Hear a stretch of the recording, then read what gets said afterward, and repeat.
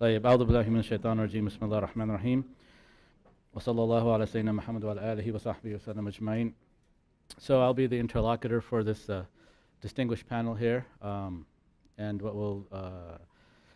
briefly who's composing this panel is that we have Dr. Mehrunisha Suleman. She's a postdoctoral research associate at the Center of Islamic Studies and a classically trained Islamic scholar. Her research involves an analysis of the experiences of end-of-life services in the UK from the Muslim perspective. We have Dr. Asim Yusuf here, and he's known by other names, which I'll refrain from mentioning. You can find his albums and elsewhere at your local record store.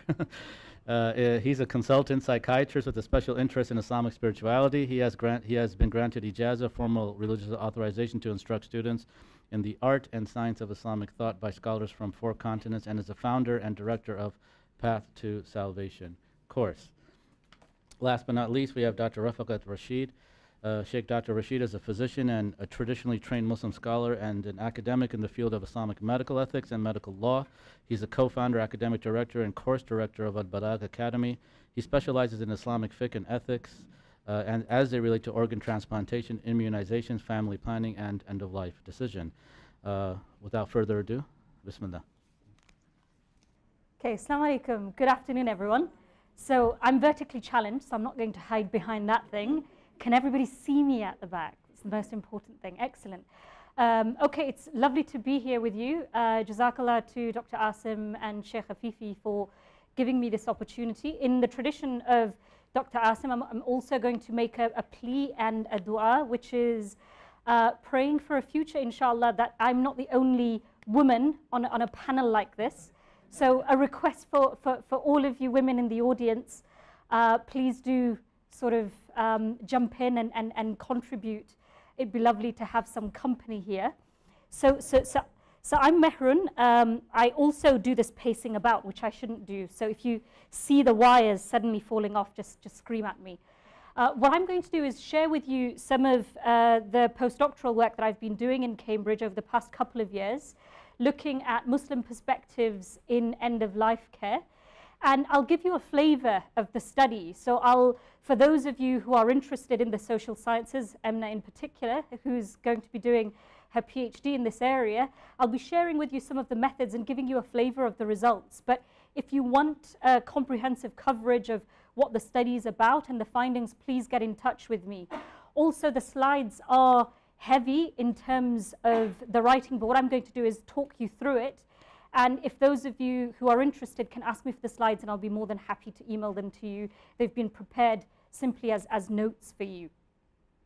So this is a run through of what I'm going to do, tell you a little bit about the background, the focus of the study, a little bit about the methodology, some key findings that relate to our conversations around the interface between the biomedical sciences and Islam, and start talking you through some of the tentative conclusions that I've been arriving at in terms of the study. And one of the things that I want to make clear is, in terms of this interface of Islam and biomedical sciences, the lens through which I'm doing this is end-of-life care decision making. So I'm taking you away from some of the theoretical frameworks we've discussed this morning to the empirical reality of Muslim patients and families interfacing and negotiating with healthcare professionals their end-of-life care decisions, and thinking about the sorts of tensions, theological tensions that arise in this deliberation, how some of these conflicts may be resolved, and if there are hierarchies between these two sources of knowledge, i.e. Islam and biomedicine, what does this hierarchy look like, and what sorts of tools are available currently or on the horizon of trying to resolve some of these sorts of issues. As any good researcher, I use a multi-tiered method of doing my research, and some of that is to do with looking through the academic literature, which I won't bother doing today. The other is a very fun exercise for those of you who are interested, which is going through case law, looking at instances within UK law where Muslim families have contested decisions that the hospital trusts have made related to end-of-life care. And this includes DNA CPR, withholding and withdrawal of treatment, including hydration, nutrition, etc. And for those of you who are interested, I've collated at least 9 cases who look at that, all of which except one, the court have ruled in favor of the hospital trust. The one that didn't is a particularly interesting one in terms of diagnosing a minimally conscious state and a persistent vegetative state, but we can talk about that more later. What I will talk to you about is the conversations that I've been having with Muslim patients, families, healthcare practitioners, both nurses and doctors, allied health professionals, such as pharmacists, physios, nurses, basically anybody who talked to me, about the sorts of end-of-life care decision-making they're involved in, where religion becomes important, and whether there are difficulties associated with that.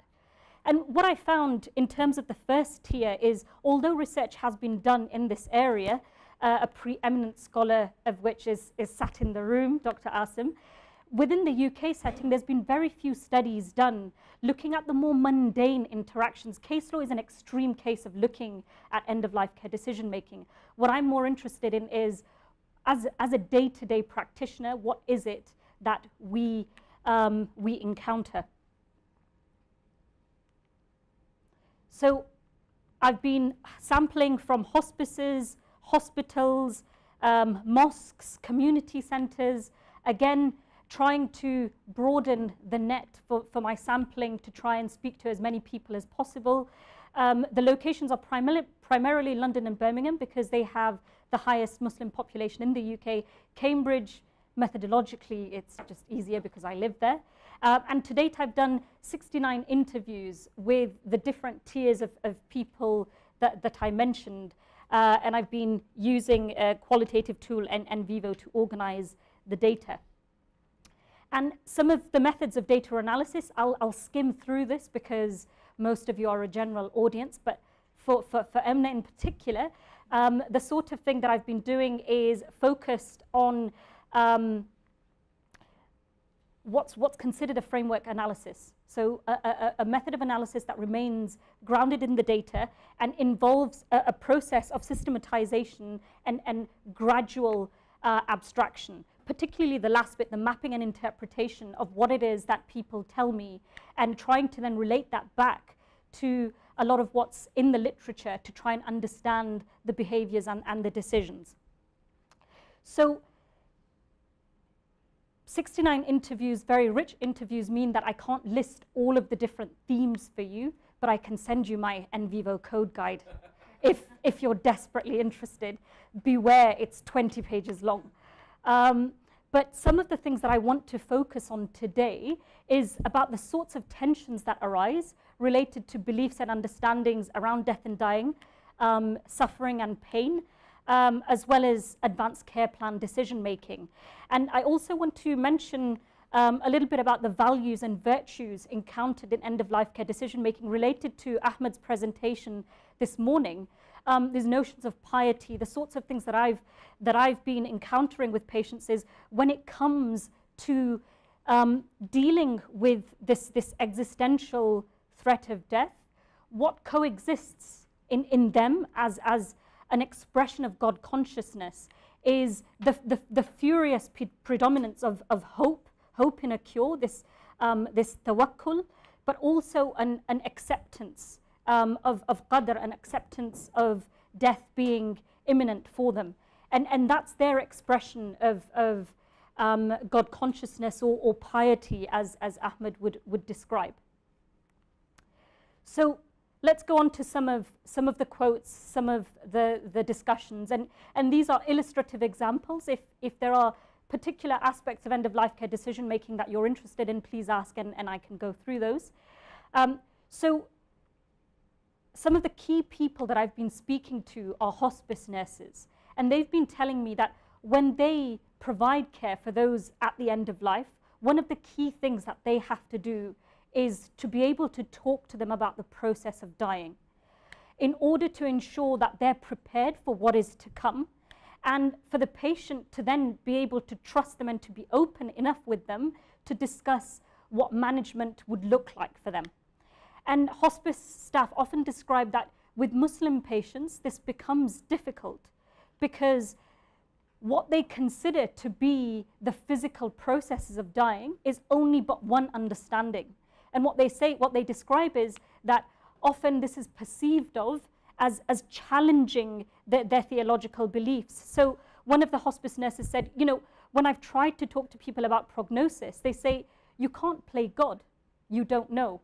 And some of what we've been hearing this morning from Mufti Kamaluddin about this notion of certain knowledge or qat'i knowledge. You can see the expression of this in an empirical setting where Muslim patients themselves express this in a clinical setting. So what do we do with this sort of information when we're thinking about this interface of biomedical science and Islam? And for some of the hospice nurses, they're essentially stumped. They're resolved with this idea that we have this parallel, this concurrence of these two methods of knowing, thinking, and practicing. This again translates into complex clinical decisions around advanced care planning. When we think of biomedicine, how many of you in the audience are medical practitioners? Let me wake you up a bit. Excellent. Okay, so pretty much almost half the room.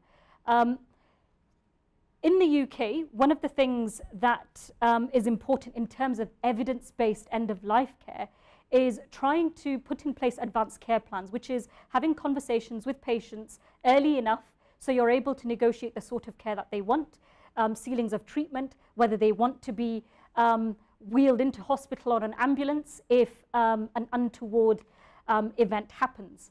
And again here, what hospice nurses say is that with Muslim patients, this is particularly challenging. And what they find is that often they discover that these advanced care plans are more important for them than they are for the patient and families.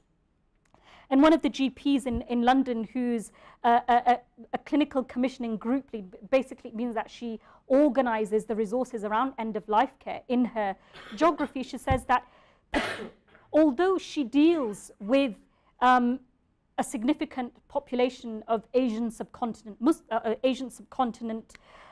patients, it's particularly with Muslim patients that she struggles with advanced care planning, which distinguishes Muslims from patients who are Hindu to patients who are Sikh, who may have different theological commitments when it comes to beliefs about death and the role of God in determining death. GPs also explain that being unable to implement advanced care plans means that they often encounter harm related to the excess resources that they end up having to commit to for inappropriate hospital admissions, the patients incurring of harm when they're wheeled into hospital, kept there for 24 hours, and they're then discharged because the emergency staff realize it's an inappropriate admission. And for the family, all of that anxiety involved in an uncertainty of what to do with their loved one. These are problems that are prevalent, not just in the UK, but the world over. And so we need to think more about how it is that we come to an understanding of consolidating these sorts of tensions. This is one that I'm particularly focused on in my research, which is Muslim theodicies related to pain and suffering and their theological understanding and meaning making around death and pain and suffering. And some of the staff talk about how their conversations with Muslim patients means that they've understood from their perspective what suffering means. And this is a hospice chaplain who isn't Muslim, and he describes the experience of one of the Muslim patients that he's been caring for, and he says that for him, suffering and pain is about cleansing, that his suffering is not without meaning, and that he talks about this very difficult tension between pain and suffering, not just within the theological paradigm, but also within the biomedical paradigm. And in the last couple of days, we've been discussing this as a group, and it's been wonderful to be with such brilliant scholars because they've got me to think about things. And we have to remember, as the medical practitioners in the audience, we're very keen within the biomedical paradigm to put an objective measure on pain, even though it's a subjective experience. And when we consider this subjective experience on top of the broader understanding of suffering and what that may mean for people with theological commitments, it becomes very, very difficult to manage. And some of that in clinical practice may be around opiate use. And this becomes very challenging for Muslim patients and families who are concerned about their own understandings of what pain means, how they accommodate that within their own theological commitments, and what that then looks like as negotiations within the clinical context. So an intensive care colleague talks about how he's accepting of patients and families' views on suffering, but he says he struggles with this idea of colluding with patients' commitments to suffer. And for some nurses, best practice is when a patient is completely pain-free, even if that means a loss of consciousness because of there being no ceiling for opiate use. Oh, this is a whole other thing about the trauma of nurses witnessing death, but I'll save that for later.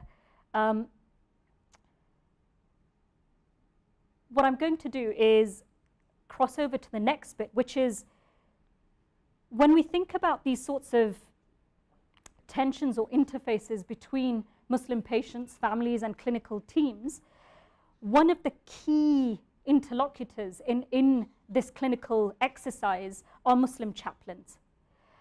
They do a tremendous job of being able to bring these two perspectives together. So this is a call out to any of the chaplains in the room. Are there any chaplains in the room? Oh.